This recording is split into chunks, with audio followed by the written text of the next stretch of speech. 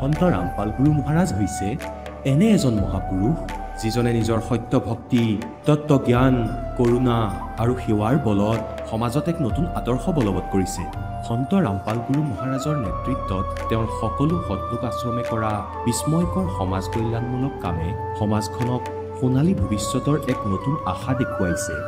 সন্ত ৰামপাল গুৰু মহাৰাজৰ পৰা নাম দীক্ষা গ্ৰহণ কৰাৰ পিছত লাখ লাখ লোকৰ কৰ্কট ৰোগ, এইডছ আদি দুৰাৰোগ্য ৰোগ নিৰাময় হ'ল।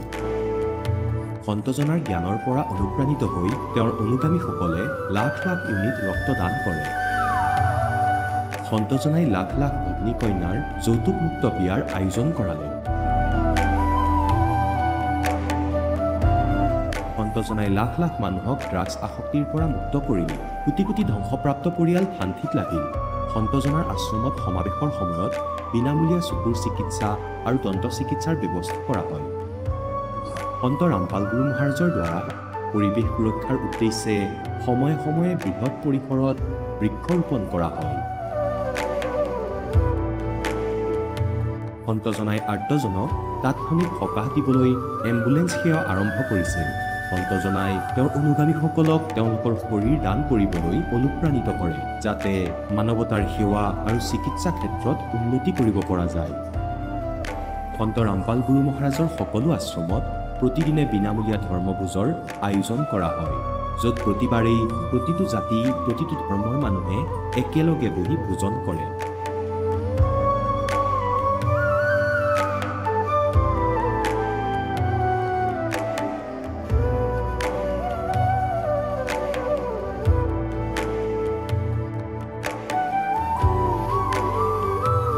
সন্ত ৰামপাল গুৰু মহাৰাজৰ আশ্ৰমত সহস্ৰাধিক বৃদ্ধ বৃদ্ধাই শ্ৰদ্ধা আৰু মৰমেৰে জীৱন যাপন কৰাৰ সুযোগ পায়। তেওঁলোকৰ থকা খোৱাৰ আৰু স্বাস্থ্যৰ সম্পূৰ্ণ দায়িত্ব সন্ত ৰামপাল গুৰু মহাৰাজে বহন কৰে। অনাথ শিশুৰ বাবে সন্ত ৰামপাল গুৰু মহাৰাজৰ সকলো আশ্ৰম বিশেষ বৰদানতকৈ কম নহয়, য'ত তেওঁলোকক শিক্ষা, সংস্কাৰ আৰু ভৱিষ্যতৰ বাবে উন্নত সুবিধা প্ৰদান কৰা হয়। বানপানী, ভূমিকম্প বা মহামাৰী যিয়েই নহওক, সন্ত ৰামপাল গুৰু মহাৰাজ আৰু তেওঁৰ অনুগামীসকল সদায় আৰ্তজনৰ বাবে আগ্ৰহী হৈ থাকে। কোভিড মহামাৰীৰ সময়ত সন্ত ৰামপাল গুৰু মহাৰাজৰ আশ্ৰমৰ পৰা কোটি কোটি লোকক খাদ্য, ঔষধ আৰু জীৱন ৰক্ষক সামগ্ৰী যোগান ধৰা হৈছিল। দুখীয়াক সকাহ কৰাই হওক বা যিকোনো শোষিত বা নিপীড়িত শ্ৰেণীৰ অধিকাৰ আৰু মৰ্যাদাৰ বাবে যুঁজ দিয়াই হওক, সন্ত ৰামপাল গুৰু মহাৰাজে সদায় তেওঁলোকৰ সকলো ন্যায্য দাবী চৰকাৰৰ ওচৰলৈ লৈ গৈছে আৰু তেওঁলোকক উপযুক্ত ন্যায় প্ৰদানৰ ক্ষেত্ৰত গুৰুত্বপূৰ্ণ ভূমিকা পালন কৰি আহিছে। সমাজত আধ্যাত্মিক আৰু সামাজিক মূল্যবোধৰ প্ৰতি সজাগতা অনাৰ প্ৰতিটো পদক্ষেপতে সন্ত ৰামপাল গুৰু মহাৰাজ মানৱতাৰ প্ৰকৃত সেৱক হিচাপে প্ৰমাণিত হৈছে। সন্ত ৰামপাল গুৰু মহাৰাজৰ জীৱনে আমাক শিকাইছে যে প্ৰকৃত সেৱা সেইটোহে যিটো নিস্বাৰ্থভাৱে কৰা হয়। আহক আমিও এই মহান সন্তজনৰ এই মহান সেৱাৰ কামত যোগ দিওঁ আৰু সন্ত ৰামপাল গুৰু মহাৰাজৰ পৰা নাম দীক্ষা লৈ আমাৰ জীৱন ধন্য কৰি তোলোঁ।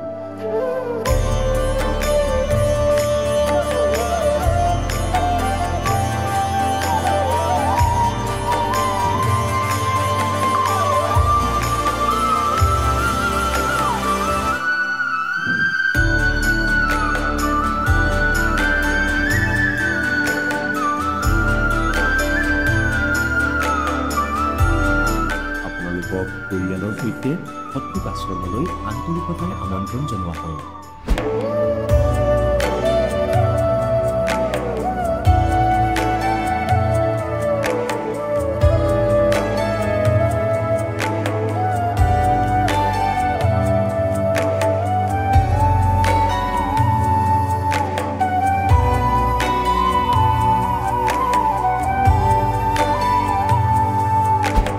পূৰ্ণ পৰমাত্মাক পাবলৈ আৰু তেওঁৰ পৰা প্ৰকৃত লাভ প্ৰাপ্ত কৰিবলৈ পবিত্ৰ বাইবেলত প্ৰমাণ আছে যে প্ৰভুৱে মানুহক নিজৰেই স্বৰূপত সৃষ্টি কৰিলে, 6 দিনত সৃষ্টি ৰচনা কৰি 7ম দিনত বিশ্ৰাম লৈছিল। কোৰাণ শ্বৰীফত প্ৰমাণ পোৱা গৈছে যে স্বয়ং খুদাই হজৰত মহম্মদক কৈছে যে মই তোমাক সেই পৰমাত্মাৰ মহিমা ক'বলৈ পঠিয়াইছোঁ। সেইজন পৰমাত্মা হৈছে কবীৰ, যিজনে 6 দিনত সৃষ্টি ৰচনা কৰি 7ম দিনত সিংহাসনত আৰোহণ কৰিলে। তেওঁৰ খবৰ কোনোবা বা খবৰ তত্ত্বদৰ্শী সন্তক সুধি চাওকচোন। অনুগ্ৰহ কৰি অৱশ্যেই শুনক জগতগুৰু তত্ত্বদৰ্শী সন্ত ৰামপাল গুৰু মহাৰাজৰ অমৃত বচন। নমস্কাৰ। নমস্কাৰ ছাৰ। আপোনাৰ শুভ নামটো? মোৰ নাম প্ৰেমা বসুমতাৰী। মই অসমত পৰা আহিছোঁ। আপুনি সন্ত ৰামপাল গুৰু মহাৰাজৰ পৰা নাম দীক্ষা কেতিয়া লৈছিল? 2023 জানুৱাৰী 1 মই নাম দীক্ষা লৈছিলোঁ। তেখেতৰ পৰা নাম দীক্ষা লোৱাৰ আগতে আপুনি অন্য কিবা ভক্তি সাধনা কৰিছিলনে? হয় ছাৰ, মই কৰিছিলোঁ। মোৰ মা দেউতা ঠাকুৰ অনুকূল চন্দ্ৰ প্ৰণাম কৰিছিলোঁ আৰু দেৱী দেউতাও চবটো প্ৰণাম কৰিছিলোঁ। আপুনি যিহেতু জনালে যে আপোনাৰ সমাজত প্ৰচলিত আপোনাৰ পৰিয়ালৰ লোকে যিদৰে ভক্তি সাধনা কৰি আছিলে, সেই সাধনা কৰি থকাৰ পিছতো আপুনি সন্ত ৰামপাল গুৰু মহাৰাজৰ শৰণলৈ কিয় আহিব লগা হ'ল? মোৰ ছাৰ বহুত ডাঙৰ বেমাৰ আছিলে। মই হাত ভৰিখন বহুত বিষ আছিলে। দিনে দিনে বাঢ়ি যায়। আকৌ ইমান মই ডক্তৰ দিছিলে, ইমান মই তান্ত্ৰিক দিছিলে, তথাপিও মই একো ভাল কৰিব পৰা নাই, লাভ পোৱা নাই। তাৰপিছত মই বছৰে এনেকৈ ডক্তৰ দিয়ে, এনেকৈ তান্ত্ৰিক দিয়ে, এনেকৈ মই বিকে লৈ বিষটাই মানে চিৰদিন 26 বছৰ মই এই বিষৰ কাৰণে মই বহুত কষ্ট পাইছিলোঁ ছাৰ। পিছত আপুনি সন্ত ৰামপাল গুৰু মহাৰাজৰ পৰা নাম দীক্ষা কেনেকৈ গ্ৰহণ কৰিলে? তাৰপিছত মই বেমাৰটো বহুত বাঢ়ি গ'ল। তাৰপিছত মই মোৰ গাঁৱত ভগতমতী আছিলে, ভগতমতী জ্ঞান গংগা কিতাপ দিছিলে। মই জ্ঞান গংগা কিতাপৰ পৰা মই বহুত জ্ঞানটো পাইছিলোঁ। তাৰপিছত মই জ্ঞান গংগা কিতাপ পঢ়াৰ পিছত মই চন্দ্ৰ ৰামপালজী মহাৰাজৰ পৰা নাম দীক্ষা লৈ পিনি মই দীক্ষা লোৱাৰ পিছত মই 4 দিনৰ পিছত প্ৰণাম কৰি উঠিব নোৱাৰা মানুহটো মই উঠিব পাৰিছোঁ।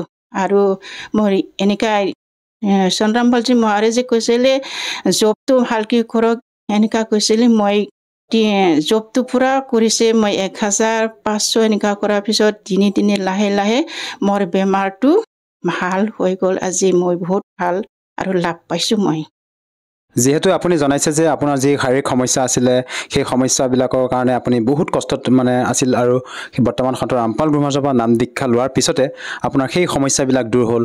এইটো কেনেকৈ সম্ভৱ? এজন সন্তৰ পৰা নাম দীক্ষা লোৱাৰ পিছতে আপুনি এনেধৰণৰ লাভ পাবলৈ সক্ষম হৈছে? চন্দ্ৰ ৰামপালজী মহাৰাজে আঙুলি টিপি কোৱা বেদ পুৰাণ বাইবেলৰ পৰা আমি জ্ঞান পাইছে যে শাস্ত্ৰ বিধি দিয়েহে, শাস্ত্ৰ বিধিৰ লগতে আমি ভক্তি কৰিব লাগে, নহ'লে আমি জ্ঞান নাপায় আৰু লাভ নাপায়। শাস্ত্ৰ বিধি ভক্তি কৰিলেহে আমি লাভ পায়। আৰু আপুনি যে আপোনাৰ যি শাৰীৰিক বেমাৰৰ কথাটো কৈছিলে, আপোনাৰ কেনেধৰণৰ বেমাৰ আছিলে আপোনাৰ শৰীৰৰ? মোৰ বেমাৰটো বহুত, মোৰ হাত ভৰিখন দিনে বাঢ়ি আৰু পিছত মই একফালে 50% এইফালে দেহাটো মোৰ বহুত মৰিব লৈছিলে। তাৰপিছত মই দাঙিবই নোৱাৰি নিজে হাতত ভৰিত মানে গাজল দিয়া নিচিনা, যেনেকা গাজল দিলে হাৰ্ড হয় যেনেকা, এনেকা আছিলে মোৰ বহুত। মই খোজকাঢ়িব নোৱাৰা হৈছিলে, হাত ভৰি দাঙিব নোৱাৰা আছিলে, মই মৰিব লৈছিলে। মোৰ মৰাটো মানে 4 মাহে আছিলে মই মৰিবলৈ। তাৰপিছত মই 4 মাহ পিছত যদি মই শুবলগীয়া আছিলে, বিচনাত থাকিবলগীয়া আছিলে। তাৰপিছত বিচনাত থাকিলেতো মই কিমান বাচিব আৰু এটা মই মৰিব লোৱাটো মই চন্দ্ৰ ৰামপালজী মহাৰাজৰ দীক্ষা লৈ পিনি এতিয়া মোৰ বাচি গ'ল আৰু ফূৰ্তি পালোঁ, ভাল পালোঁ আৰু বহুত লাভ পাইছোঁ মই। সঁচাকৈ আধুনিকতাৰ এই যুগত এজন সন্তৰ পৰা নাম দীক্ষা লৈ আপুনি পেৰালাইচিছৰ দৰে এটা মাৰাত্মক ৰোগৰ পৰাও আৰোগ্য হ'বলৈ সক্ষম হৈছে। এইটো সঁচাই আচৰিত কথা, ভাবিব লগা কথা। আৰু আপুনি অসমৰ পৰা তেখেতৰ পৰা নাম দীক্ষা গ্ৰহণ কৰি এনেদৰে লাভ পাবলৈ সক্ষম হৈছে, সঁচাকৈ এইটো ভাবিব লগা কথা। আৰু ইয়াৰ উপৰিও আপুনি আৰু অন্য কিবা লাভ পাইছেনে? মইতো বহুত লাভ পাইছোঁ। জ্ঞান গংগা কিতাপ পঢ়ি পিনি বেদ পুৰাণৰ আঙুলি টিপি চন্দ্ৰ ৰামপালজীয়ে দেখাই দিছে, এইটো মই জানিছোঁ। আৰু জানি শুনি মই বহুত এনেকুৱা দেহাৰ কাৰণে, বেমাৰৰ কাৰণে বহুত লাভ। আৰু আমাৰ ঘৰত ইমান বেমেজালি আছিলে। মোৰ মতাটো মদ মাংস খাই পিনি, নিচা খাই পিনি ঘৰত বহুত মানে জোকৰা মাৰিছিলে। জোকৰা মাৰাটো এতিয়া একো নাই, চুপচাপ আছে। এতিয়া জোকৰা নামাৰে আৰু ভালকৈ আছে। আমি বহুত লাভ পাইছে। আৰু আপোনাৰ মানুহজনে কিমান বছৰ ধৰি নিচা সেৱন কৰিছিলে? নিচাটো এইটো জন্মৰ পৰা নিচা খাই। তাৰপিছত মইতো নাখায়। মই 26 বছৰ বেমাৰৰ আগৰ পৰাই মই এনেকুৱা নিচাও নাখায়। মোৰ ঠাকুৰ অনুকূল চন্দ্ৰ মানে এতিয়া ষষ্ঠখিনি বোলে ষষ্ঠখিনি দিয়াৰ পিছত মই মাছ মাংস এনেকুৱা খোৱাটো এৰি দিছোঁ আৰু খাব নালাগে কৈছে তাৰপিছত পিঁয়াজ ৰচুনো খাব নাপায় ঠাকুৰ অনুকূল চন্দ্ৰ প্ৰণাম কৰাতে আৰু ইয়াত বহুত নিয়ম নীতি কৰি পিনি মই প্ৰণাম কৰাৰ পিছত তো মই ভাল হোৱা নাই আৰু ঠাকুৰ অনুকূল চন্দ্ৰ প্ৰণাম কৰাৰ পিছত দেৱ দেৱীৰ পৰা পূজা কৰাৰ পিছত শিৱ পূজা দিছিলি বিশ্বহৰি পূজা দিছিলি দুৰ্গা পূজা দিছিলি হনুমান পূজা দিছিলি মই বেমাৰৰ কাৰণে আৰু মই বহুত তান্ত্ৰিকত গৈ পিনি পূজা দিছিলি মই একো লাভ পোৱা নাই ভাল পোৱা নাই মই এতিয়া ৰামপালজী মহাৰাজজী নীতিকা লৈ পিনি মই বহুত লাভ মই বহুত খুচি আপুনি জনালে যে আপুনি অনুকূল ঠাকুৰতো মানে নাম দীক্ষা লৈ ভক্তি সাধনা কৰিছিলে অনুকূল ঠাকুৰত আপুনি কিমান বছৰ ধৰি ভক্তি সাধনা কৰিছিল মা দেউতা আগত মা দেউতা বিয়া হোৱাৰ পিছত আছে বিয়া হোৱাতে আছে মই আৰু সৰু কালৰ পৰা মই মা দেউতাৰ লগতে মই প্ৰণাম কৰিছিলি লগতে মা দেউতাৰ লগতে প্ৰণাম কৰিছিলি আপুনি যেহেতু অনুকূল ঠাকুৰত যেতিয়া ভক্তি সাধনা কৰি আছিলে তেতিয়া আপোনাৰ যিবিলাক সমস্যা আছিলে দূৰ হোৱা নাছিলে আৰু বৰ্তমান আপুনি মত ব্যক্ত কৰিছে যে সন্ত ৰামপাল গুৰুমহাৰাজৰ পৰা নাম দীক্ষা লোৱাৰ পিছতে আপোনাৰ শাৰীৰিক যিবিলাক সমস্যা পাৰিবাৰিক যিবিলাক সমস্যা সকলো দূৰ হ'ল আৰু আপোনাৰ মানুহজনে নিচা সেৱন কৰাৰ বুলিও আপুনি ব্যক্ত কৰিছে বৰ্তমান মানুহজনে সেই নিচা যি সেৱন কৰাৰ বৰ অভ্যাস আছিলে সেয়া সম্পূৰ্ণৰূপে ত্যাগ কৰিবলৈ সক্ষম হ'লনে পুৰা এই এতিয়া ৰামপালজী মহাৰাজ পৰা জ্ঞানটো পাই পিনি জ্ঞান গা কিতাপ আৰু সৎসংটো ডেইলি চাই সৎসং নাচালে ঐ মনটো বেয়া লাগে ডেইলি এই ডিউটিৰ পৰা আহি মোবাইল ল'ব তাৰপিছত ৰামপালজী মহাৰাজে যিখিনি কথা কয় চব চাই থাকে শুনি থাকে এতিয়া মানে এতিয়া মাছ মাংস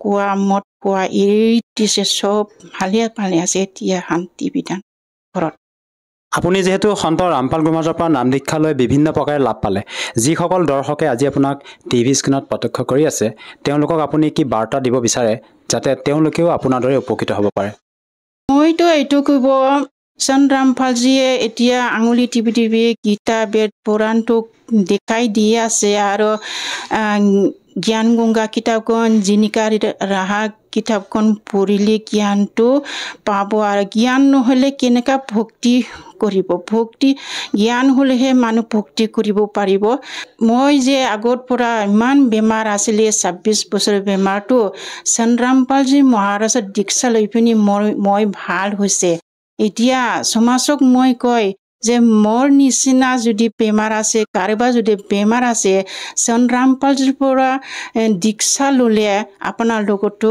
বহুত লাভ পাব আৰু বেমাৰ আজাৰ সমস্যাটো ভাল হ'ব যদিহে কোনো লোকে সন্ত ৰামপাল গুৰুমহাৰাজৰ পৰা নাম দীক্ষা ল'ব বিচাৰে কেনেকৈ ল'ব পাৰিব নাম দীক্ষাটো আজিকালি বহুত সুবিধা নিজে হাতত মোবাইল আছে এইটো ৰামপালজী মহাৰাজ বুলি চাৰ্চ কৰিলে ইয়াতো সৎসং পাব সৎসংগত মোবাইল নাম্বাৰ দিয়া থাকে এই মোবাইল নাম্বাৰটো যোগাযোগ কৰিলে নামদান চেণ্টাৰটো পাব আৰু বিনামূলীয়াকৈ দীক্ষাটো ল'ব পাৰিব ধন্যবাদ থাকিল সৎ চাহেব ছাৰ এতিয়া জগতগুৰু তত্ত্বদৰ্শী সন্ত ৰামপাল গুৰু মহাৰাজৰ সৎসংগৰ মাধ্যমেৰে সেই অদ্বিতীয় আধ্যাত্মিক জ্ঞানৰ বিষয়ে জানি লওঁ যাৰ মাধ্যমেৰে আপোনালোকেও প্ৰাপ্ত কৰিব পাৰিব এনেকুৱা আধ্যাত্মিক মানসিক আৰু ভৌতিক সুখ যি এতিয়ালৈকে কেৱল আপোনালোকে মীৰাবাই ধ্ৰুৱ প্ৰহ্লাদ আদি কেইজনমান ভক্তৰ জীৱন কথাতহে শুনিছে এতিয়া শুনক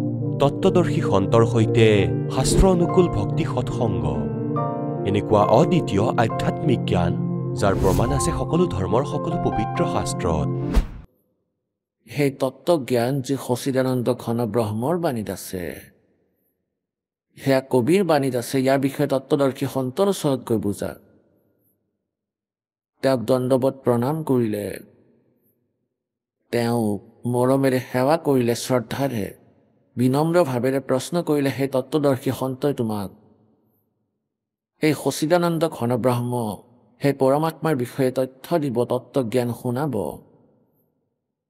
গতিকে পুণ্যাত্মাসকল এনেকৈ পৰমেশ্বৰে লীলা কৰে আৰু নিজৰ মহিমা নিজেই স্বয়ং ক'বলৈ সেই পৰমাত্মা ইয়ালৈ আহে আৰু মনুষ্য জীৱন লাভ কৰি যদি আমি ধাৰ্মিক অনুষ্ঠান নকৰোঁ তেন্তে আমাৰ জীৱন ব্যৰ্থ परमात्मा कहते हैं मानुष जन्म पाया कर नहीं रटे हरि नाम जैसे कुआ जल बिना फिर बनवाया क्या काम। এতিয়া মনুষ্য জীৱন পাই যদি ভগৱানৰ ভক্তি নকৰে তেন্তে তেওঁৰ জীৱন ব্যৰ্থ। এতিয়া কেনেকৈ কৰিম? সাধনা কি? ভগৱান কেনেকুৱা? তেওঁক কেনেকৈ পাব পাৰি? আমি যি সাধনা কৰি আছো এয়া ক'ৰবাত প্ৰমাণিত আছেনে নাই?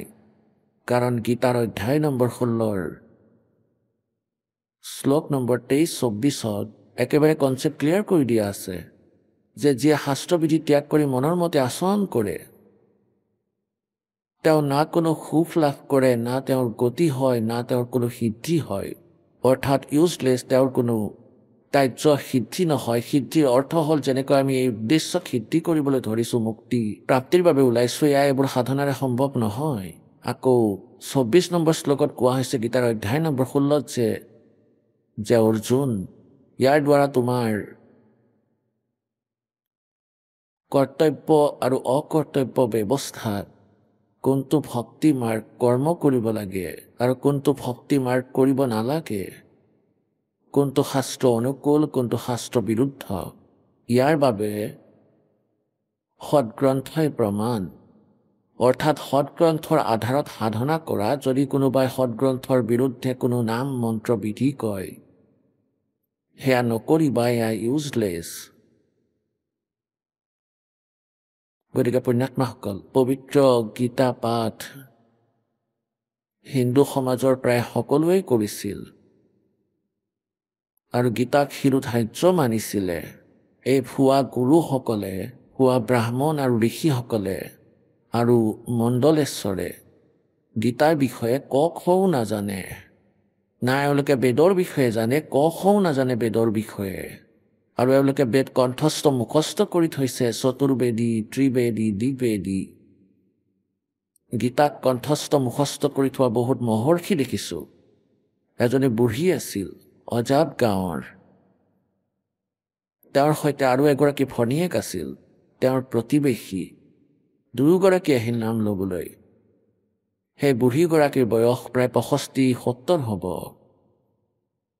আৰু মই সুধিলোঁ, আই, মই গীতাৰ বিষয়ে ক'বলৈ ধৰিলোঁ, এনেকৈ ক'লে যে মই নিত্য গীতা পাঠ কৰোঁ। সেই বুঢ়ীগৰাকীয়ে অলপ চলপ আখৰ জানিছিল। ক'লে, মই হিন্দী শিকি লৈছোঁ, পঢ়িব পাৰোঁ, সংস্কৃতো পঢ়িব পাৰোঁ। 2য় অধ্যায়ত য'ত প্ৰায় 70-75 মান আছে, 73 শ্লোক সংস্কৃতত আছে আৰু সকলো সংস্কৃত মুখস্থ আছে। আৰু সম্পূৰ্ণ 73-73তে ক'লে যে এয়া মোৰ প্ৰিয় অধ্যায়। আৰু এজনীয়ে ক'বলৈ আৰম্ভ কৰিলে, ক'লে যে 12 নম্বৰ অধ্যায় মই নিত্য পাঠ কৰোঁ। তেওঁ সেইবোৰ ক'বলৈ ধৰিলে। মই বুঢ়ীজনীক ক'লোঁ, শুনাওক। তেওঁ প্ৰথম মন্ত্ৰৰ পৰা কোৱা আৰম্ভ কৰিলে, অকণো নৰখিলে। মই ক'লোঁ, ৰখক, এতিয়া ৰখক, ঠিক আছে, বুজি পালোঁ। এতিয়া সেই বুঢ়ীগৰাকী অশিক্ষিত আছিল, কেৱল হিন্দী শিকিছিল আৰু অভ্যাসেৰে সংস্কৃত ক'বলৈ শিকিছিল।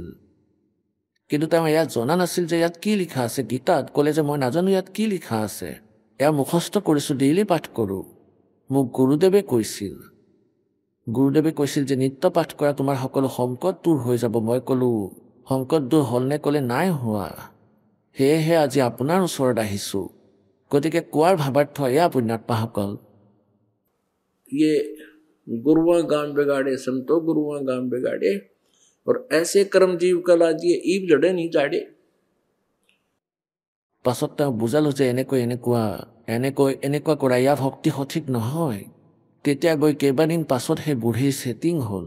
পাছত তেওঁ মানিলে যে হয়, কথাবোৰ সত্য। মই সুধিলোঁ, তুমি কি মন্ত্ৰ জপ কৰা? ক'লে, হৰে ৰাম ৰাধে শ্যাম সীতাৰাম। মই ক'লোঁ, গীতাত এইবোৰ আছেনে? হৰে ৰাম ৰাধে ৰাধে শ্যাম মিলাদে। ক'লে, নাই। তেন্তে এয়া আচৰিত কথা। গীতাৰ 8 নম্বৰ অধ্যায়ৰ 13 নম্বৰ শ্লোকত কৈছে, গীতাৰ জ্ঞানদাতা ব্ৰহ্মই कि ओम इति एकाक्षरम ब्रह्म व्यवहारन माम अनुसमरन ये परियाति तजम देहम सयाति परमाम गतिम। माम ब्रह्म, মই ব্ৰহ্মৰ, ওম একমাত্ৰ অক্ষৰ, নাথিং এলছ, আন কোনো মন্ত্ৰ জপ কৰিব নালাগে। এই মন্ত্ৰ অন্তিম উশাহলৈ জপ কৰিব লাগিব। তেতিয়াহে মোৰ পৰা প্ৰাপ্ত পৰম গতি অৰ্থাৎ ব্ৰহ্মস্তৰৰ যি পূৰ্ণ লাভ, সেয়াই ওম মন্ত্ৰৰ দ্বাৰা লাভ কৰিবা। এই ওম মন্ত্ৰৰে কি লাভ হ'ব? ওম মন্ত্ৰৰ জপ ব্ৰহ্মৰ আৰু ব্ৰহ্মৰ সাধনা কৰা ব্যক্তি ব্ৰহ্মলোকলৈ গুচি যায় আৰু তাতে তেওঁ বহুদিন থাকিব পাৰে আৰু তাৰ পাছত আকৌ সেই ব্ৰহ্মলোকত যোৱা প্ৰাণীও পুনৰাই জন্ম মৃত্যুত আহে। শ্ৰীমদ ভাগৱত গীতাৰ অধ্যায় নম্বৰ 8 শ্লোক নম্বৰ 16 কৈছে যে ব্ৰহ্মলোক পৰ্যন্ত অন্তৰ্গত সকলো প্ৰাণী জন্ম মৃত্যুত আহে, পুনৰাবৃত্তিত আহে। তাৰ পৰা যোৱাৰ পাছত পুণ্য ক্ষীণ হোৱাৰ পাছতো পুনৰ জন্ম মৃত্যু 84 লাখ যোনিত আহিবলগীয়া হয়। এতিয়া অষ্টম অধ্যায়ৰ 16 নম্বৰ শ্লোকত অনুবাদ কৰ্তাসকলে অলপ হেৰফেৰ সলনি কৰিছে। ইয়াত এয়া লিখা আছে যে যিয়ে এই বিষয়ে নাজানে নে বিদ্যতে। এতিয়া এই যে বিদ্যাটো এয়া বিদ্যা জনাৰ সংকেত হয়। যিয়ে নে বিদ্যতে তেওঁ কৈছে পুনৰ জনাম নে বিদ্যতে। এতিয়া কোৱাৰ ভাৱাৰ্থ হ'ল যে যিয়ে এই বিষয়ে নাজানে তেওঁ মোক প্ৰাপ্ত কৰাৰ পাছতো পুনৰ জন্মত আহে আৰু ব্ৰহ্মলোকত যোৱা প্ৰাণীও পুনৰাবৃত্তিৰ অন্তৰ্গত। যদি ইয়াৰ অৰ্থ অজ্ঞানীসকলৰ আধাৰত কওঁ তেন্তে হ'ব মোক প্ৰাপ্ত কৰা প্ৰাণীৰ পুনৰ জন্ম নহয়। চতুৰ্থ অধ্যায়ৰ 5ম আৰু 9ম আৰু 2য় অধ্যায়ৰ 12 নম্বৰ শ্লোকত স্পষ্টকৈ কৈছে গীতাৰ জ্ঞানদাতাই যে মোৰ আৰু তোমাৰ বহুবাৰ জন্ম হৈছে, তুমি নাজানা আগলৈ হ'ব। গতিকে ইয়াত স্পষ্ট কৰিছে যে মোৰ কেৱল ওম মন্ত্ৰ আছে। ওমৰ পৰা যে পৰম গতি হ'ব, ইয়াৰ দ্বাৰা ব্ৰহ্মলোক প্ৰাপ্ত হ'ব, ব্ৰহ্মলোকত যোৱা প্ৰাণীৰো আকৌ পুনৰাই জন্ম মৃত্যু হয়, পূৰ্ণ মুক্তি নহয়। সেয়েহে গীতাৰ অধ্যায় নম্বৰ 15 শ্লোক নম্বৰ 17 কৈছে যে সেই সচিদানন্দ ঘন ব্ৰহ্মৰ বাণীৰ এই যি মন্ত্ৰ, সেই পূৰ্ণ পৰমাত্মাৰ মন্ত্ৰ ওম তৎসৎ। ওমো তাত ইনক্লুড আছে, ব্ৰহ্মৰ সাধনাও আছে, পাছত পৰব্ৰহ্মৰ আৰু পৰমাক্ষৰ ব্ৰহ্মৰ। এই তিনিওটা মন্ত্ৰৰে বেলেগ বেলেগ ভক্তি কৰ্ম হয় আৰু এই তিনিওজনৰ বেলেগ বেলেগ সাধনা কৰিলে আমি পূৰ্ণ মুক্তি প্ৰাপ্ত কৰিম।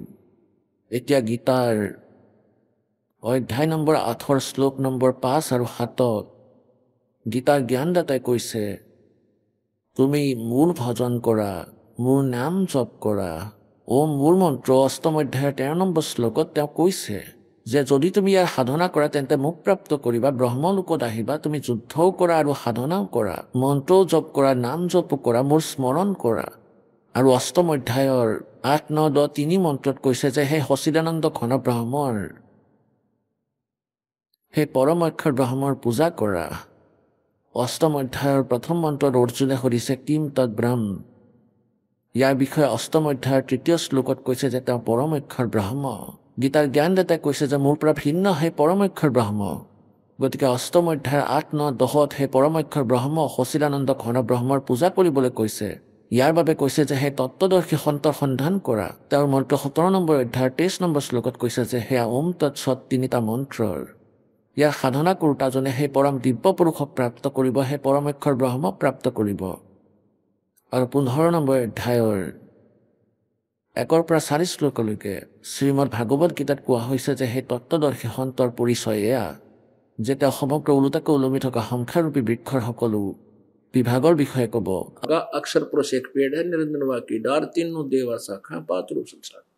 সেই তত্ত্বদৰ্শী সন্তক প্ৰাপ্ত কৰাৰ পাছত পৰমেশ্বৰ সেই পৰম অক্ষৰ ব্ৰহ্মৰ সেই পৰম পদক সন্ধান কৰিব লাগে, সস্কন্দৰ বিষয়ে সাধনা কৰিব লাগে, সনাতন পৰম ধামৰ সাধনা কৰিব লাগে, য'ত যোৱাৰ পাছত উভতি কেতিয়াও সংসাৰত আহিবলগীয়া নহয়, তেওঁৰ পূৰ্ণ মুক্তি হয়।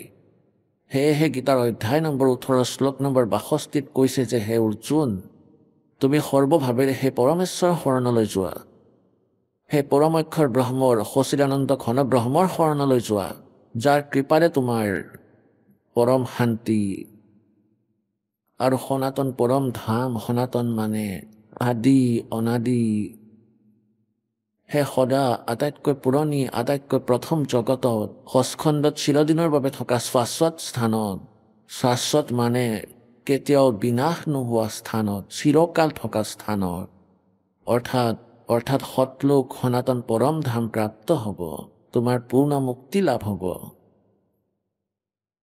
এতিয়া এই পৰম অক্ষৰ ব্ৰহ্ম কোন? এতিয়া পৰম অক্ষৰ ব্ৰহ্ম এই পূৰ্ণ পৰমাত্মা, কমপ্লিট গড। যাৰ বিষয়ে বেদেও প্ৰমাণ দিয়ে, যাৰ বিষয়ে বেদেও গুণগান কৰে। আৰু বেদত লিখা আছে যে তেওঁ কবিৰ দেৱ, তেওঁ কবিৰ পৰমাত্মা, যিজন সচখণ্ডৰ পৰা গতি কৰি নিজৰ সেই তৃতীয় দিওলোকৰ তৃতীয় পৃষ্ঠাৰ পৰা য'ত তেওঁ বাস কৰে তৃতীয় ধামত, তাৰ পৰা গতি কৰি আহে। ঋগ্বেদ মণ্ডল নম্বৰ 9 সূক্ত নম্বৰ 86 86 26 আৰু 27 আৰু 31তো ইয়াৰ বহু ভাল বিৱৰণ আছে। ঋগ্বেদ মণ্ডল নম্বৰ 9 সূক্ত নম্বৰ 82 মন্ত্ৰ 1 2 আৰু 3, ঋগ্বেদ মণ্ডল নম্বৰ 9 সূক্ত নম্বৰ 96 16 পৰা লৈ 20 21লৈকে, যজুৰ্বেদ অধ্যায় নম্বৰ 5 মন্ত্ৰ নম্বৰ 1 আৰু 32,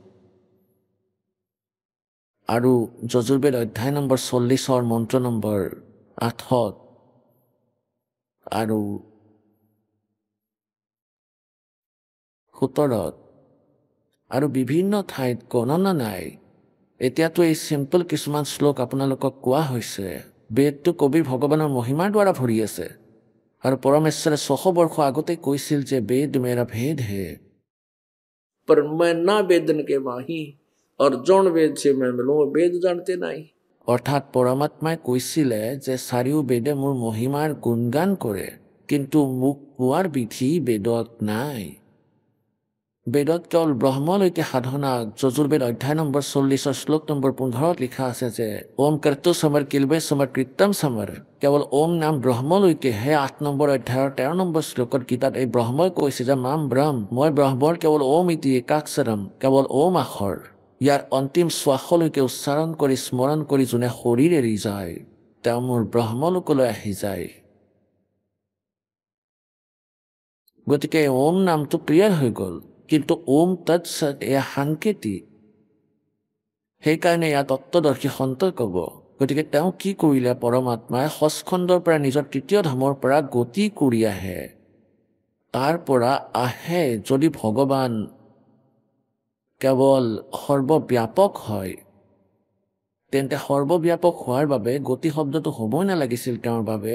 বেদে নকলে হয় যে গতি কৰি আহে, আৰু ৰজাৰ সমান দৰ্শনীয়, ৰজাৰ সমান নৰ আকাৰ হয়, দেখাৰ যোগ্য, আৰু তৃতীয় ধামত থাকে এক দেশীয়।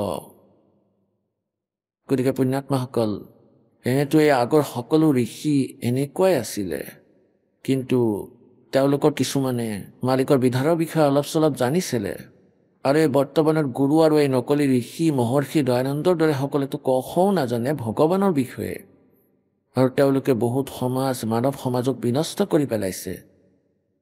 আৰু এই গোটেই মানৱ সমাজক এই যথাৰ্থ জ্ঞানক শুনিবলৈ ভাগ্য উদয় হয়। এবাৰতো সকলো একেবাৰে আচৰিত হৈ যায় যে ইয়াক কেনেকৈ হৈ গ'ল, মিছা কৈছে। তাৰপিছত সেই প্ৰমাণ সন্মুখত দেখুওৱা হ'ল, এই লালটন দেখুৱাই দাসে। তাৰপিছত তেওঁ বিবশ হৈ যায়। যিসকল কিছুমান এনেকুৱা ব্যক্তি আছে, কিছুমানেতো মান বঢ়ায়, ঈৰ্ষা যুক্ত হৈ ইয়াৰ দ্বাৰা প্ৰভাৱিত হৈ, ইয়াৰ দ্বাৰা বশ হৈ তেওঁলোকে নামানে, না আনসকলক মানিবলৈ দিয়ে, কয় যে মিছা কৈ আছে, ৰামপালে সংস্কৃত নাজানে। ইয়াত সংস্কৃতৰ বিষয়ে ক'তো উল্লেখেই নাই। এয়াই সংস্কৃত কৰ্তা, বেদ সংস্কৃততেই বিদ্যমান, আৰু তেওঁৱেই খুলিব। তেওঁলোকে অনুবাদ কৰি থৈছে, সেইটোকে দেখুৱাই আছে এই দাসে যে তেওঁ নিজে অনুবাদ কৰি আছে নিজৰ হাতেৰে, যে পৰমাত্মা তৃতীয় মুক্তিধামত থাকে, তাতে বিৰাজমান এক দেশীয়। তথাপিও তেওঁলোকে কয় যে ৰামপালে সংস্কৃত নাজানে। তেন্তে তেওঁলোক মূৰ্খ হয়, তেওঁলোকে নিবিচাৰে জনতাৰ ভাল হওক আৰু সঁচাটো সমাজৰ আগত ওলাওক আৰু কল্যাণ হওক। তেওঁলোকৰ উদ্দেশ্য হ'ল যে এওঁলোক প্ৰভু হৈ বহিব লাগে, এওঁলোক প্ৰধান হৈ বহিব লাগে। কোনোজনে আচাৰ্যৰ পদবী প্ৰাপ্ত কৰি সেই নিষ্পাপ আত্মাসকলক দয়ানন্দৰ নামত ঠগুৱাই আছে, তেওঁলোকৰ পৰা আকৌ চান্দা লৈ আছে। বেদক বেছি, সত্যাৰ্থ প্ৰকাশক বেছি নিজৰ জীৱন নিৰ্বাহ কৰি আছে, সিহঁতেই ভ্ৰমিত কৰি আছে জনতাক।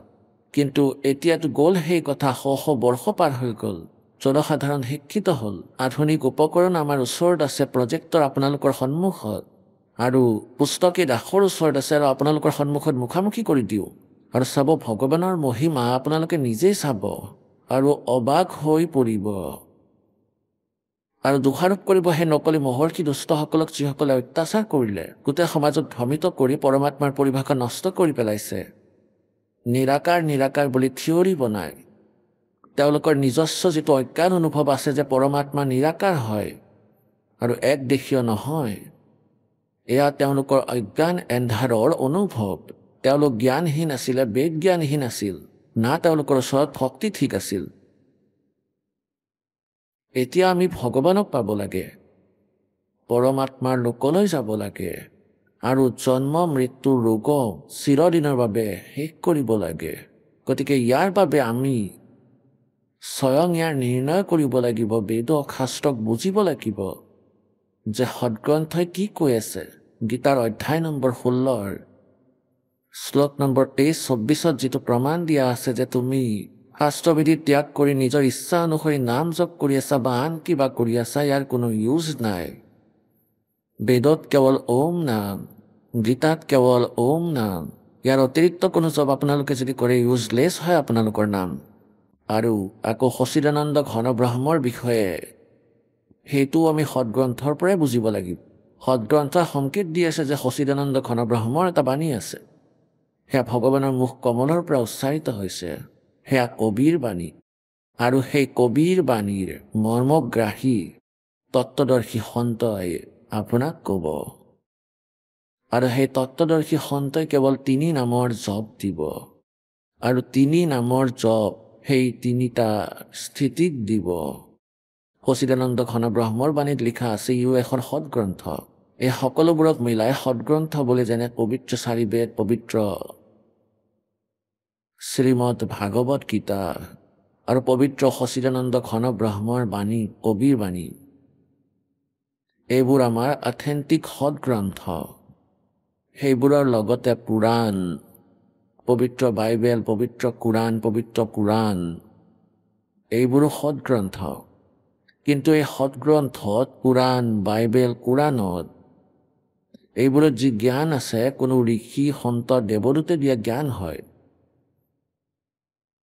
আৰু যি জ্ঞান বেদ গীতা আৰু সচিদানন্দ ঘন ব্ৰহ্মৰ হয় এয়া পূৰ্ণ পৰমাত্মাই দিয়া জ্ঞান যেনে পূৰ্ণ পৰমেশ্বৰে 4 বেদ এই তালক দিছিলে ব্ৰহ্ম ইয়াৰ অন্তঃকৰণত বাই ফ'ৰ্চ সোমোৱাই দিছিল আৰু আকৌ নিজৰে ইচ্ছাত নিজৰে কৃপাত বেদবোৰ বাহিৰলৈ উলিয়াই দিছিল আমাৰ বাবে কালে বাহিৰলৈ ওলাই যোৱাৰ পিছত এইবোৰ পৰীক্ষা কৰিলে তেতিয়া গম পালে যে সূক্ষ্ম বেদ যিখন পঞ্চম বেদ লাষ্টৰ বেদখন এনেইতো একেলগে আছিলে বেদবোৰ ইয়াৰ ভাগ কৰা হ'ল নিজৰ নিজৰ ছেকশ্যন ৱাইজ ইয়াত কি প্ৰকৰণ আছে ইয়াত কি আছে এনেকৈ বেলেগ কৰা হ'ল সেই যি পঞ্চম বেদ সূক্ষ্ম বেদ য'ত পৰমেশ্বৰ কবিৰ দেৱক পোৱাৰ বিধি আছে য'ত সত্যলোকলৈ যোৱাৰ বিধি আছে 3 মন্ত্ৰৰ বৰ্ণনা আছিল কালে সেইখন নাশ কৰিলে নষ্ট কৰিলে সেই পঞ্চম বেদ লুকাই দিলে সেই পঞ্চম বেদখন পুনঃ প্ৰকট কৰিবলৈ পৰমেশ্বৰ আহিব লগা হ'ল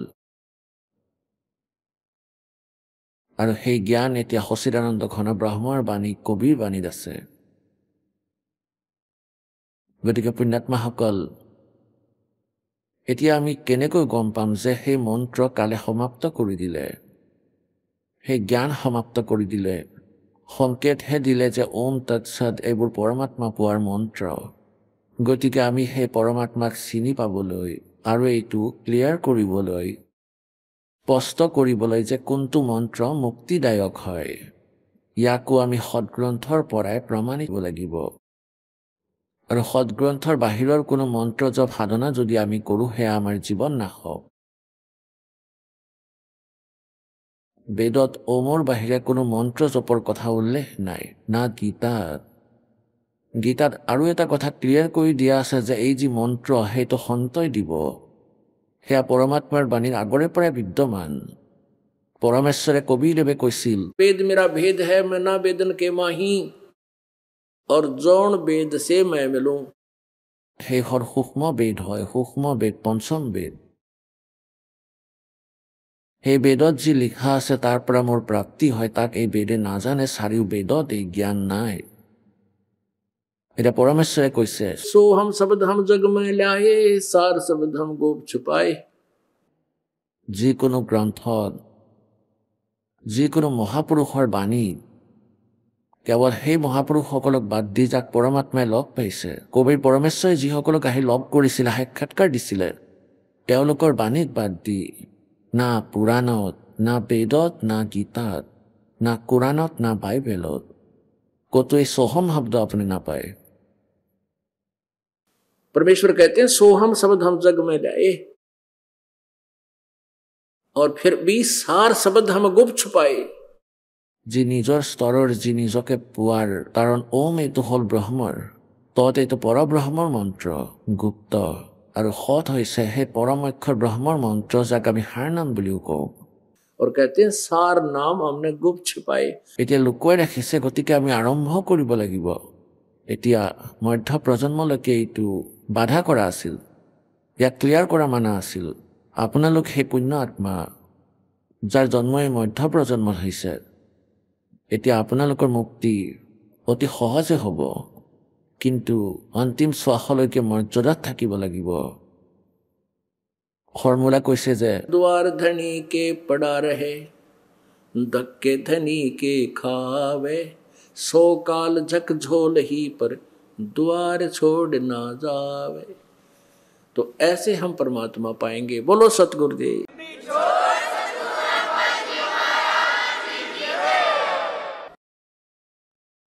পৰম পিতা পৰমাত্মা পূৰ্ণ ব্ৰহ্ম সৰ্বসৃষ্টি ৰচয়িতা কবিৰ দেৱ কবি চাহাবৰ অসীম কৃপাত আপুনি পৰমেশ্বৰৰ এই সৎসংগ সমাগমত উপস্থিত হ'ব পাৰিছে যিসকল পুণ্য আত্মাৰ যুগ যুগৰ পুণ্য অত্যাধিক হৈছে সেইসকল পুণ্য আত্মাইহে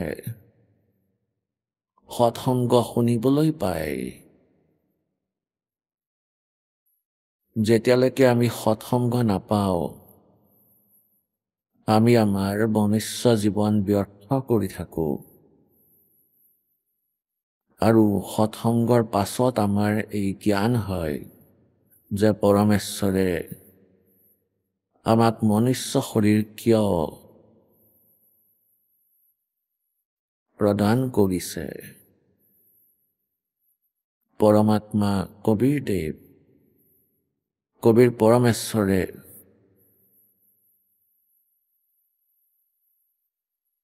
নিজৰ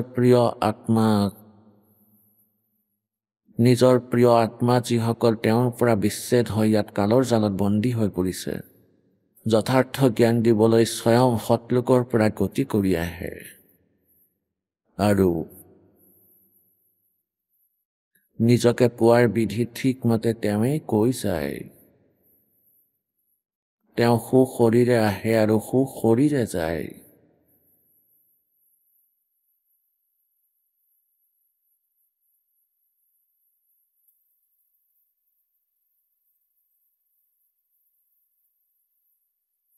সেই পৰমাত্মাৰ বাহিৰে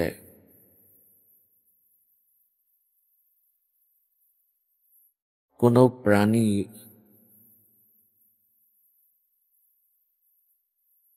সত্য ভক্তি বা তত্ত্ব জ্ঞানৰ লগত পৰিচিত নহয়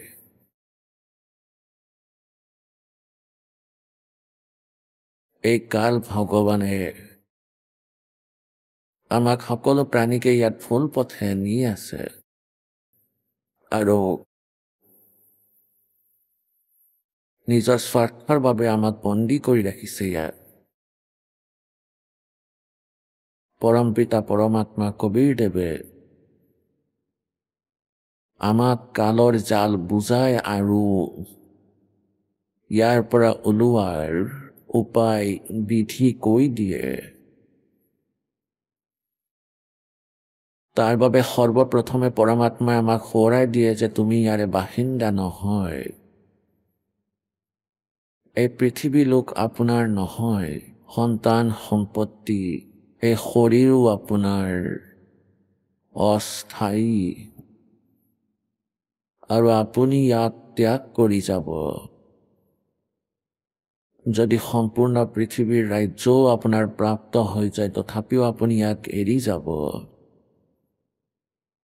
এটা স্থান এনেকুৱা আছে য'ত কেতিয়াও মৃত্যু নহয়, য'ত আমি সকলোৱে বসবাস কৰিছিলোঁ, য'ত আমি সকলো থাকিছিলোঁ। তাত কোনো কষ্ট নাছিল, কোনো মৃত্যু নাছিল, কোনো বৃদ্ধাৱস্থা নাছিল, কোনো ৰোগ কষ্ট নাছিল।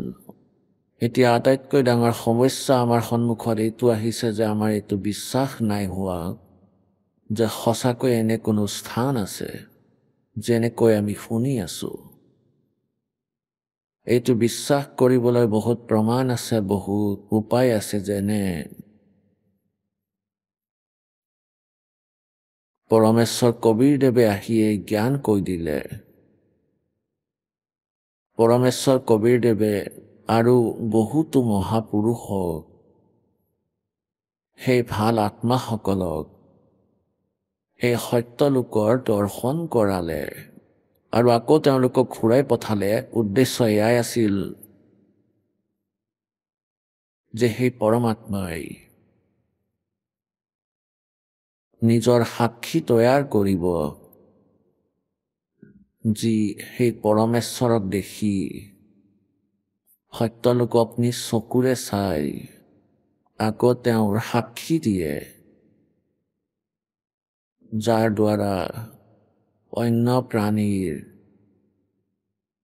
বিশ্বাস হৈ যায়। পুণ্য আত্মাসকল, যি মহাপুৰুষসকলক, শ্ৰেষ্ঠ আত্মাসকলক পৰমাত্মাই লগ পালে, তেওঁলোক যুগ যুগ ধৰি বহুত ভাল সংস্কাৰ সম্পন্ন আত্মা হয় আৰু তেওঁলোক সত্যলোকত প্ৰৱেশ কৰাৰ যোগ্য। আৰু কিছুমানক পৰমেশ্বৰে নিজ ইচ্ছাৰে যোগ্য কৰি লৈ সত্যলোক দেখুৱাই আকৌ ঘূৰাই পঠিয়াই দিয়ে।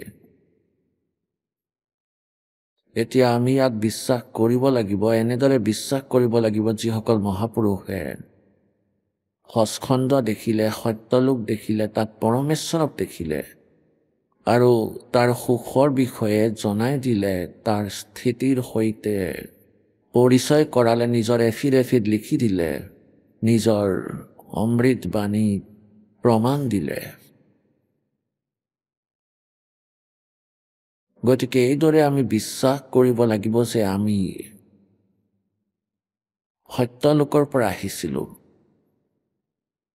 আৰু তাত গ'লেহে আমাৰ সুখ প্ৰাপ্ত হ'ব, আকৌ জন্ম মৃত্যু কেতিয়াও নহ'ব। বিশ্বাস কৰা আন এটা আকৌ কাৰণ আছে, যেনেকৈ আমাৰ সদগ্ৰন্থয়ো একেই প্ৰমাণেই দিয়ে।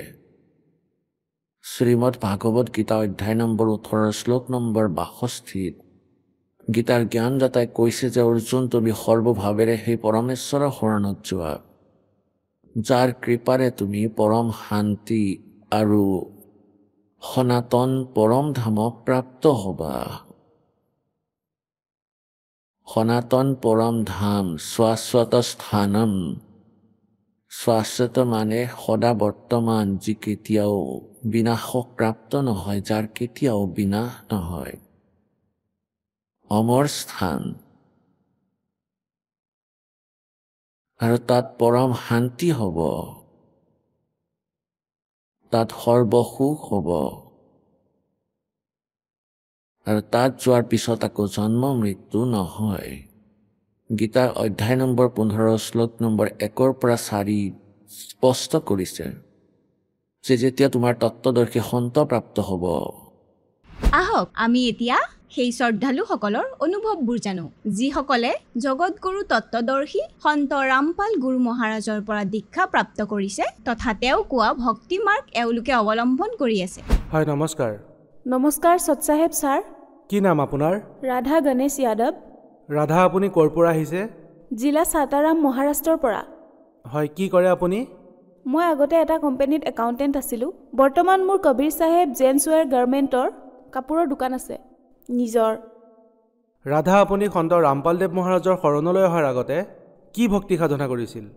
যেনে ধৰক আমাৰ ঘৰত মানে আমাৰ সমাজত যিবোৰ পাৰম্পৰিক ভক্তি আছিল সেয়া কৰিছিলোঁ, আৰু ডাঙৰসকলে যি কৰে সেয়াই দেখি ময়ো গণেশদেৱৰ আৰু গুৰুদেৱ দত্তকদেৱৰ ভক্তি কৰিছিলোঁ।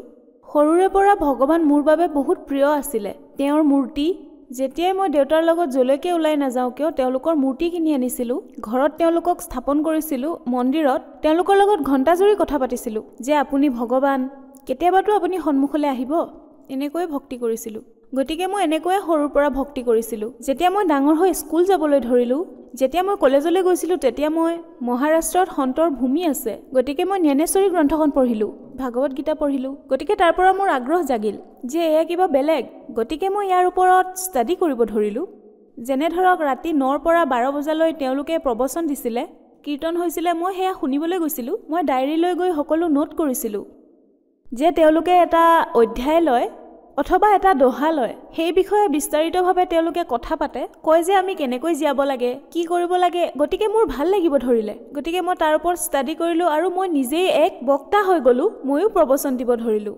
কলেজৰ সময়তে গতিকে মই যেতিয়া দেখিছিলোঁ যে সকলো শ্ৰদ্ধালু যেতিয়া আগত বহিছিল আৰু মই প্ৰবচন দিওঁ তেতিয়া তেওঁলোকে বিচাৰে যে এওঁ আমাক মানে তেওঁলোকৰ যি দুখ আছে তেওঁলোকৰ দুখৰ নিবাৰণ মই কৰোঁ যেন কিন্তু মোৰে এটা দুখ আছিল যে মই ভগৱানক বিচাৰি ফুৰিছিলোঁ যাক মই পোৱা নাছিলোঁ গতিকে মই সেই কথাত সন্তুষ্ট হোৱা নাছিলোঁ যে যিবোৰ কথা মই এওঁলোকক কৈ আছোঁ এয়া শুদ্ধ নহয় মোকো সত্য ভগৱান লাগে গুৰু লাগে মই নিজে গুৰু হ'ব বিচৰা নাছিলোঁ ৰাধা আপোনাৰ যি পৰমাত্মাৰ সন্ধান আছিল সেয়া কেনেকৈ পূৰণ হ'ল হয় মোৰ বিয়া হোৱাৰ পিছত মই সৰুৰ পৰা ইমান ভক্তি কৰিছিলোঁ গতিকে বিয়া হোৱাৰ পিছত 6 মাহৰ পিছত মোৰ সেই ঘৰখনত মানে য'ত মোৰ বিয়া হৈছিলে তাতে মই এটা কথা গম পালোঁ যে এওঁলোকৰ ঘৰত সৰু মানে যিজন সৰু ল'ৰা আছে সি পুত্ৰ প্ৰাপ্ত কৰিব পৰা নাছিলে তেতিয়া মই সেইটো কথা শুনি বহুত ভয় খাইছিলোঁ যে মইতো ভক্তি আগৰ পৰাই কৰিছিলোঁ গতিকে মই ভক্তি আৰু বঢ়াই দিলোঁ তেতিয়া মোৰ মনত এইটো কথা আহিল যে মই গুৰু ধৰিব লাগিব গুৰুৰ পৰাই মুক্তি পায় গুৰু ধৰিলে কিবা লাভো পায় যেনে ধৰক মোৰ সন্তান নাছিল গতিকে মই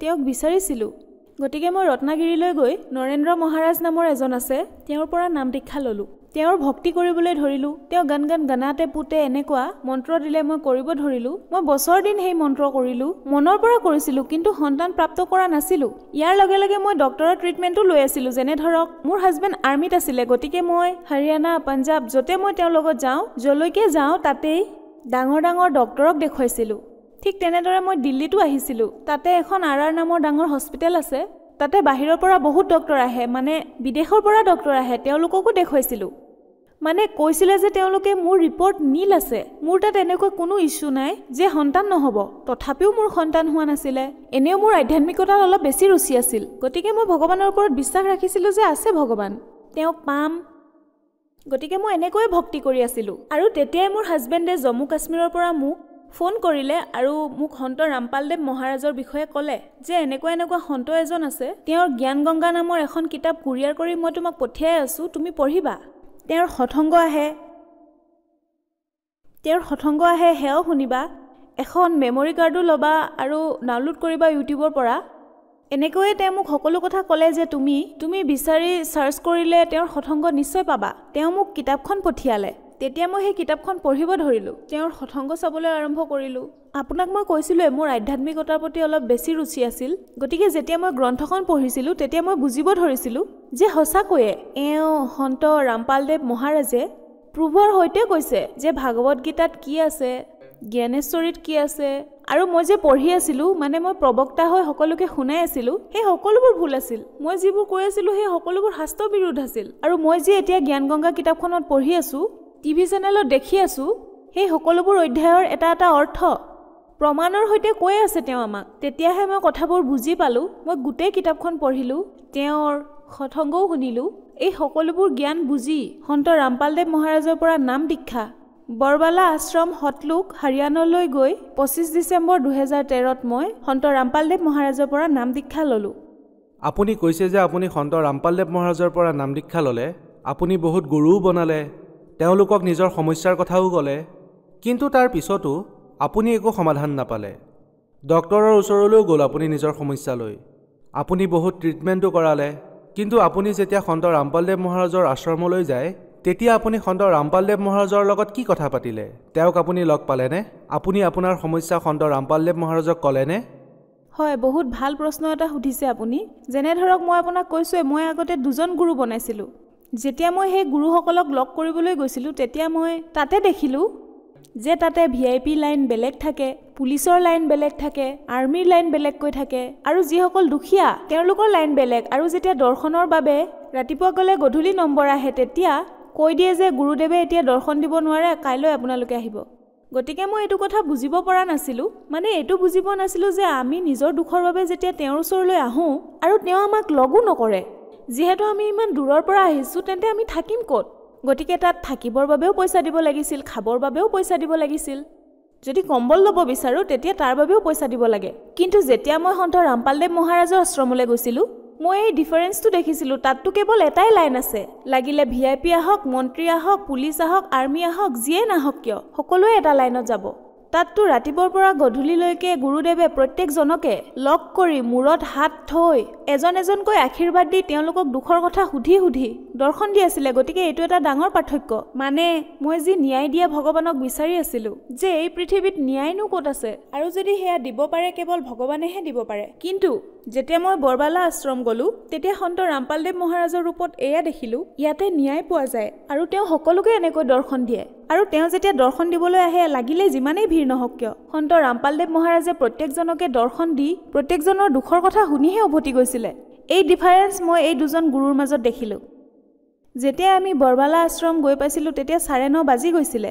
যেতিয়া আমি নাম দীক্ষা ল'লোঁ, তেতিয়া আমাক নিয়মবোৰ কোৱা হ'ল। আমি নাম দীক্ষা ল'লোঁ, এতিয়া দৰ্শন ল'ব বিচাৰিছিলোঁ। তেওঁৰ দৰ্শন লাগিছিলেই, কাৰণ মই গম পাইছিলোঁ যে সন্ত ৰামপালদেৱ মহাৰাজ, যিজন কবিৰ চাহেবৰ ৰূপ হয়, যিজন বৰবালা ধামত আহিছে, তেওঁ ভগৱান। গতিকে মই তেওঁক চাব খুজিছিলোঁ, কিন্তু তেওঁ এতিয়া দৰ্শন দি গুচি গৈছিলে। কেৱল আমি দুজন পতি পত্নীয়ে বাকী আছিলোঁ তেওঁক দৰ্শন কৰিবলৈ। তেতিয়া মই এইটো বহুত ডাঙৰ ডিফাৰেঞ্চ দেখিছিলোঁ যে মানে তেওঁ ইমান ডাঙৰ সন্ত হয়, তেওঁ মাত্ৰ দুজন মানুহক দৰ্শন দিবলৈ আকৌ উভতি আহিল, আৰু মোক আৰু মোৰ স্বামীক তেওঁ দৰ্শন দিলে। তেওঁ দৰ্শন দিয়াৰ বিষয়েও মই আপোনালোকক এটা কথা ক'ব বিচাৰিম। মোৰ সৰুৰ পৰাই অভ্যাস আছিল মূৰ্তিত ভগৱান বিচৰাৰ। মই দেখিব লাগে। যেতিয়াই মই বৰবালা আশ্ৰমত মানে সন্ত ৰামপালদেৱ মহাৰাজে যেতিয়া মোক দৰ্শন দিবলৈ আহিলে, তেতিয়া মই তেখেতৰ সাক্ষাৎ দৰ্শন দেখিলোঁ। যেনে ধৰক তেওঁ শৰীৰৰ ৰন্ধে ৰন্ধে এনেদৰে প্ৰকাশ আহি আছিলে। মই আজিলৈকে টিভিতে দেখি আছিলোঁ যেনে ধৰক চক্ৰ ঘূৰি আছে, আৰু তেওঁক ইমান ধুনীয়া দেখাইছিলে যে মানে সৰু কেঁচুৱাও ইমান ধুনীয়া নহয়, ইমান ধুনীয়া ভগৱানক আজি মই দেখা পাইছোঁ। তেওঁ সন্ত ৰামপালদেৱ মহাৰাজ কবিৰ চাহেবৰে ৰূপ হয়, যি মোক বৰবালা আশ্ৰমত সাক্ষাৎ দৰ্শন দিলে। ৰাধা, আপুনি কৈছে যে যেতিয়া আপুনি সতলোক আশ্ৰম বৰবালালৈ গ'ল, তেতিয়া আপুনি সন্ত ৰামপালদেৱ মহাৰাজৰ প্ৰকাশময় নুৰী ৰূপ দেখিলে। গতিকে মই জানিব বিচাৰিম যে আপোনাৰ যে 7 বছৰ ধৰি ইমান সমস্যা আছিলে, যিয়ে আপোনাৰ বেমাৰ আছিলে, সেয়া সন্ত ৰামপালদেৱ মহাৰাজৰ পৰা নাম দীক্ষা লোৱাৰ পিছত, তেওঁক দৰ্শন কৰাৰ পিছত আপোনাৰ যি সমস্যা আছিল, কিবা লাভ পালেনে? হয়, যেতিয়া সন্ত ৰামপালদেৱ মহাৰাজে মোৰ স্বামীক আশীৰ্বাদ দিলে, তেওঁ আৰ্মিত বক্সাৰ আছিলে। যেতিয়া তেওঁ বক্সিং ৰিঙত খেলি আছিলে, তেতিয়া তেওঁ পৰি গৈছিলে আৰু তেওঁৰ ৰাজহাড়ডাল ভাঙি গৈছিলে। কিন্তু যেতিয়া আশীৰ্বাদ পালে, 80% সকাহটো তাতেই পালে। আৰু যেতিয়া আমি বাহিৰলৈ আহিলোঁ, তেতিয়া আমি কথা পাতিলোঁ সন্ত ৰামপালদেৱ মহাৰাজৰ বিষয়ে। তেতিয়া তেওঁ ক'লে যে সন্ত ৰামপালদেৱ মহাৰাজে কৈছে যে এতিয়া তোমালোকে মানে পৰমেশ্বৰৰ পৰা যি বিচাৰিছা সেয়া তোমালোকে পাইছা। তাৰে এসপ্তাহ পিছতে মই মোৰ প্ৰেগনেঞ্চি চেক কৰাওঁতে পজিটিভ পালোঁ, আৰু মোৰ প্ৰেগনেঞ্চি ষ্টাৰ্ট হৈ গৈছিলে। এই সকলোবোৰ সন্ত ৰামপালদেৱ মহাৰাজৰ মন্ত্ৰ লোৱাৰ বাবে, তেওঁৰ আশীৰ্বাদ লোৱাৰ বাবেহে হৈছে। মইতো 7 বছৰৰ পৰা কিমান ভক্তি কৰিছোঁ, কিমান গুৰু ধৰিছোঁ। মানে মই সৰুৰ পৰাই ভক্তি কৰিছিলোঁ, কিন্তু কোনো ভগৱানৰ পৰা মই এয়া পোৱা নাছিলোঁ। কিন্তু যেতিয়া সন্ত ৰামপালদেৱ মহাৰাজক মই এনেদৰে প্ৰাৰ্থনা জনালোঁ, তেতিয়া সন্ত ৰামপালদেৱ মহাৰাজৰ আশীৰ্বাদত সন্তান প্ৰাপ্তি হ'ল। সন্ত ৰামপালদেৱ মহাৰাজৰ পৰা যেতিয়াৰ পৰাই নাম দীক্ষা ল'লোঁ, তেতিয়াৰ পৰাই বহুত মানে সদায় লাভ পাওঁ। কিন্তু বৰ্তমান যিটো ইনচিডেণ্ট আমাৰ লগত হৈছে, সেইটো বহুত ডাঙৰ হৈছে। মই সেইটো ক'ব বিচাৰিম। মানে 30 মাৰ্চ 2021 মই আৰু মোৰ হাজবেণ্ড ক'ভিডত মানে আমি ক'ভিড পজিটিভ হ'লোঁ। মোৰ অৱস্থাটো ঠিকেই আছিল, কিন্তু মোৰ হাজবেণ্ডৰ অৱস্থা বহুত বেয়া হৈ গৈছিল, আৰু তেওঁৰ স্ক'ৰ 23 আছিলে, আৰু তেওঁ একেবাৰে অক্সিজেন ল'ব পৰা নাছিলে। ICUত মই তেওঁৰ লগত 7 দিন আছিলোঁ। মানে যেতিয়াই তেওঁৰ অক্সিজেনটো খুলি দিয়া হৈছিল, তেওঁ মাছৰ দৰে চটফটাইছিল, আৰু ইমান ছিৰিয়াছ আছিলে মোৰ স্বামী যে এদিন ডক্টৰে ক'লে যে এতিয়া এওঁৰ অক্সিজেন লেভেল 100 চেচুৰেশ্যন ৰখাৰ পিছতো তেওঁ উশাহ ল'ব পৰা নাই।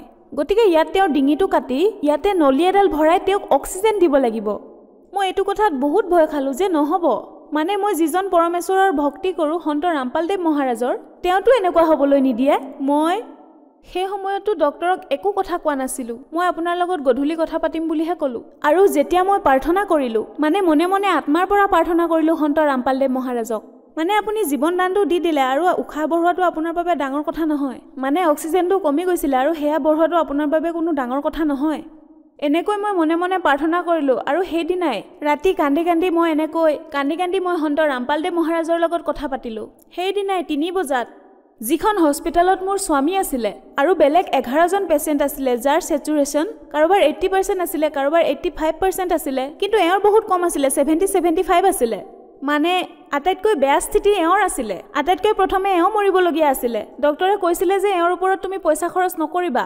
কিন্তু যেতিয়া সন্ত ৰামপালদেৱ মহাৰাজৰ লগত মই এনেদৰে কথা পাতিলোঁ, সেইদিনাই 3 বজাত গুৰুদেৱ সন্ত ৰামপালদেৱ মহাৰাজে মোৰ হাজবেণ্ডক দৰ্শন দিলে, তেওঁক অমৃত জল খোৱালে।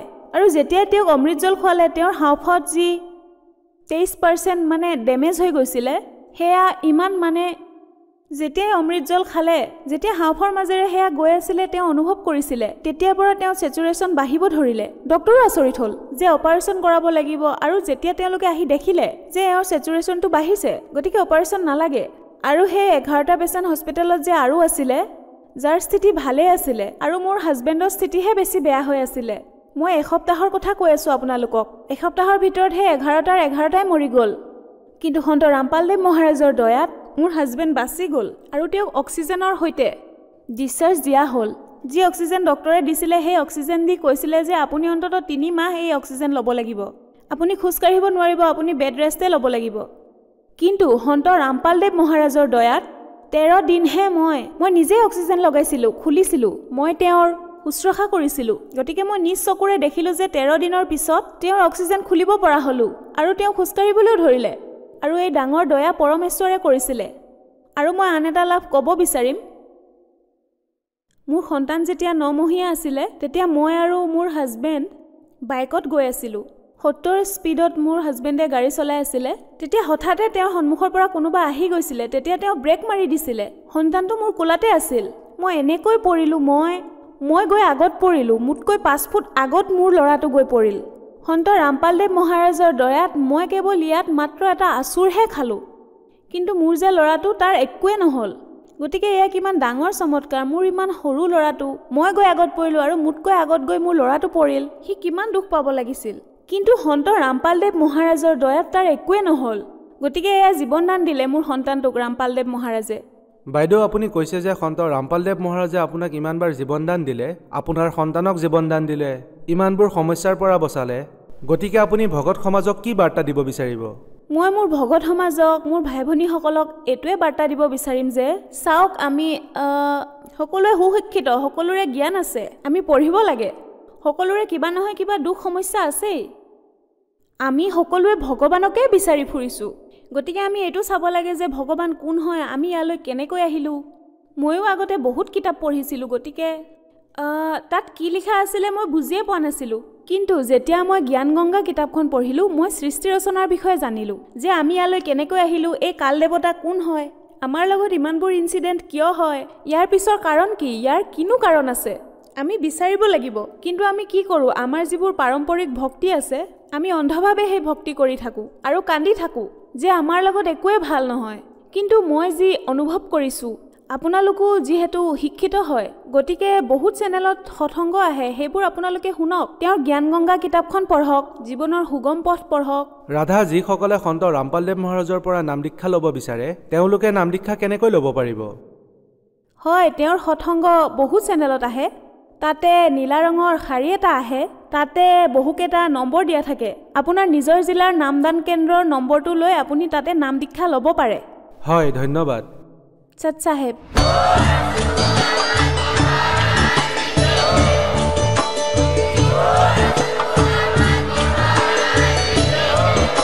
আপুনি শুনি আছিলে জগতগুৰু তত্ত্বদৰ্শী সন্ত ৰামপাল গুৰু মহাৰাজৰ মংগল প্ৰবচন। অধিক জানিবৰ বাবে ভিজিট কৰক www.jagatgururampalji.org। সন্ত ৰামপাল গুৰু মহাৰাজৰ শুভ আশীৰ্বাদত সমগ্ৰ বিশ্বতে 500তকৈ অধিক নাম দীক্ষা কেন্দ্ৰ আছে, য'ত সন্ত ৰামপাল গুৰু মহাৰাজৰ দ্বাৰা বিনামূলীয়াকৈ নাম দীক্ষা দি থকা হৈছে। আপোনাৰ ওচৰৰ নাম দীক্ষা কেন্দ্ৰৰ ঠিকনা জানিবলৈ সম্পৰ্ক কৰক 7082208528